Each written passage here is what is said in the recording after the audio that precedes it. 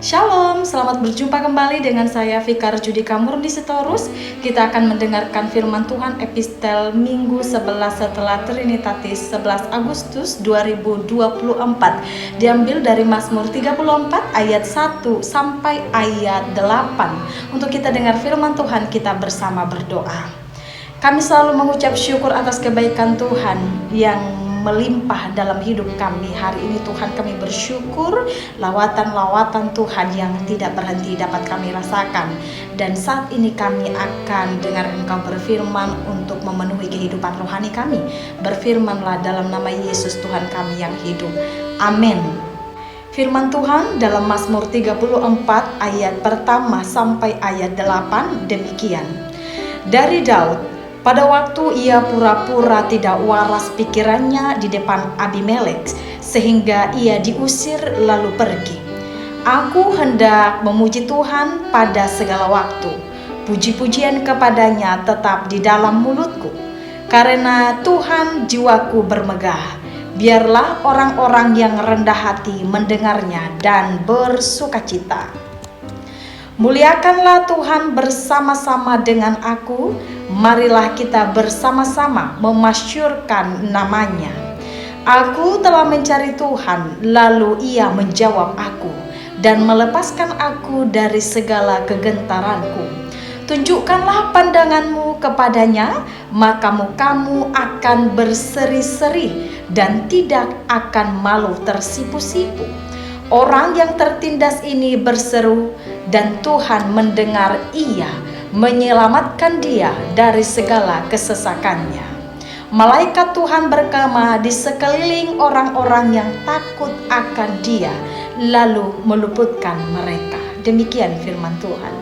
Yang terkasih dalam nama Tuhan, kita semua pasti pernah melewati lembah kelam yang sangat sulit, dan kita diizinkan untuk melewati itu.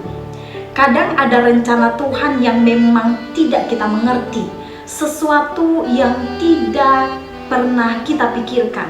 Tapi yang perlu untuk kita ketahui bahwa Tuhan yang pegang kendali hidup kita. He is still working.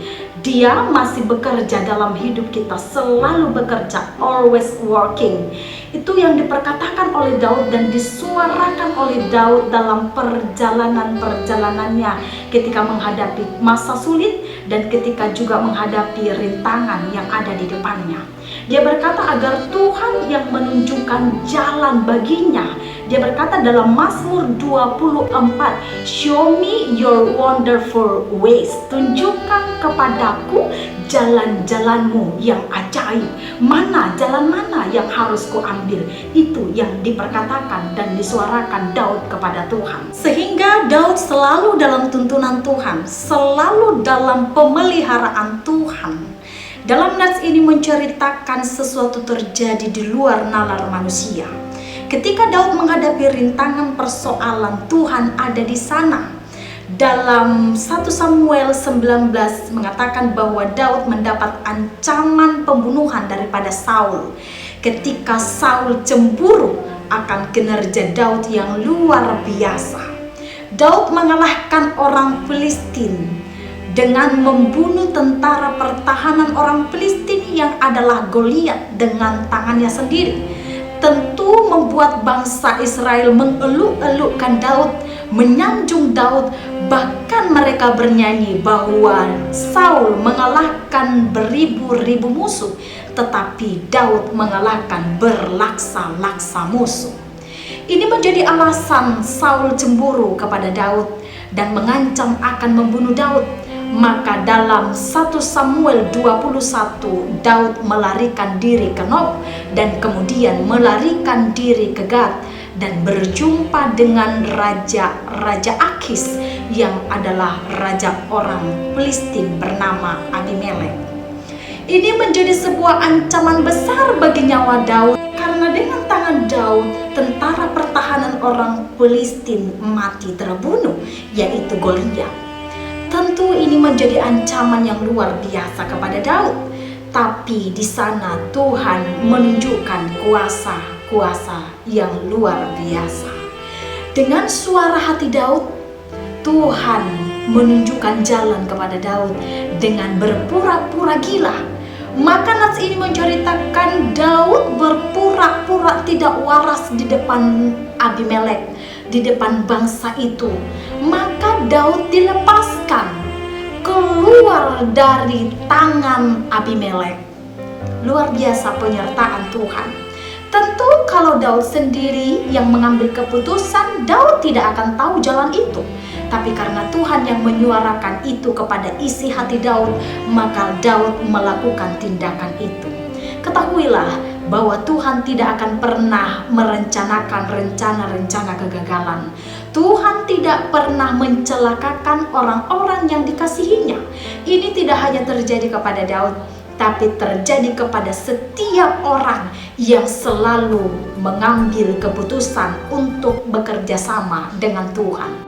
Melalui peristiwa ini, kita bisa belajar dengan iman bahwa Tuhan tidak pernah berhenti bekerja dalam hidup kita. Ketika tidak ada jalan, Dia bisa buka jalan. Ketika pintu-pintu tertutup, Dia bisa open the door untuk kita yang menaruh harapan kepada Tuhan. Kuasa Tuhan tetap berjalan kepada setiap orang yang mengikut Tuhan dengan sepenuh hati, full heart. Itu makanya ada suatu lagu berkata, God, we're working out. God, we're working out. Tuhan masih bekerja. He care about you. He care about me. Dia peduli untuk setiap kita yang menaruh harapan iman kepada Dia. Jadi tetaplah bersaksi atas kebaikan Tuhan. Tetap bersaksi atas pekerjaan-pekerjaan Tuhan yang dahsyat menolong kita. Hatidakon, Nasadin dan Basani Jehovah. Itulah yang diingatkan dan yang diajarkan oleh Daud dalam nats ini. Jangan pernah lupa akan pertolongan Tuhan.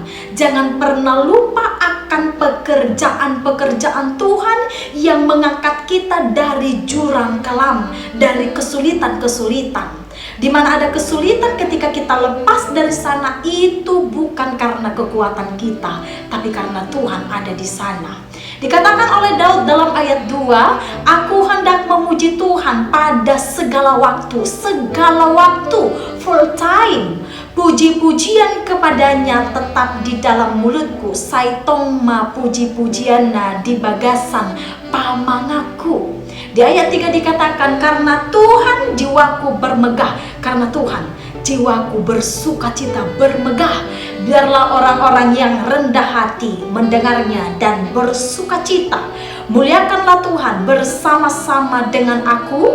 Marilah kita bersama-sama memasyurkan namanya. Aku telah mencari Tuhan, lalu Ia menjawab aku dan melepaskan aku dari segala kegentaranku. Ketika Daud memanggil Tuhan, mencari Tuhan, agar Tuhan menggenggam tangan Daud, Tuhan memegang hidup Daud. Dan ini tidak hanya terjadi kepada Daud, tapi terjadi kepada setiap orang yang sungguh-sungguh ingin mengenal Tuhan. Terjadi kepada setiap orang yang sungguh-sungguh mengikut Tuhan dan menaruh harapannya penuh kepada Tuhan. Tuhan tidak akan membiarkan kita sendirian bekerja. Tuhan ikut bekerja dalam segala sesuatu. Jadi ingatlah di masa-masa engkau tertindas, ingatlah di masa-masa engkau menangis, ingatlah di masa-masa engkau menderita, dan engkau berseru kepada Tuhan dan Tuhan turut bekerja mendatangkan kebaikan. Roma 8 ayat 28 berkata bahwa Allah turut bekerja. Jadi kita tidak dibiarkan bekerja sendirian. Ia turut bekerja mengatasi segala persoalan, mendatangkan kebaikan dan menjadi kemuliaan bagi nama Tuhan. Jadi kita harus bersaksi atas kebaikan-kebaikan Tuhan yang luar biasa. Karena ketika kita terpuruk, Dia tidak membiarkan kita tertidur, tertindas di sana. Dia mengangkat kita dari jurang kekelaman. Dan itu harus kita nyatakan kepada seluruh isi dunia. Tuhan bekerja dalam hidup kita.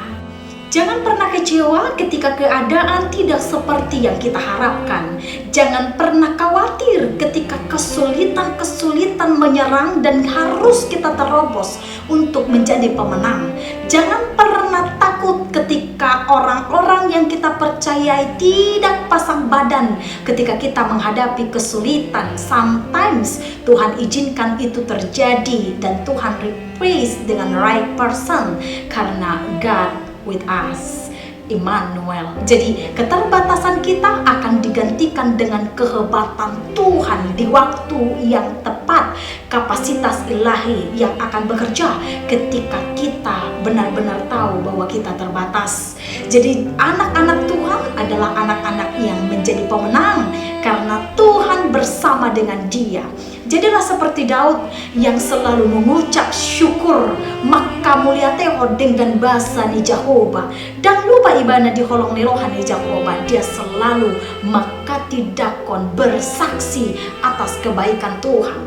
Di masa-masa sulit, disitulah kita praktek firman bahwa Tuhan turut bekerja menolong dan mengangkat kita di masa-masa persoalan.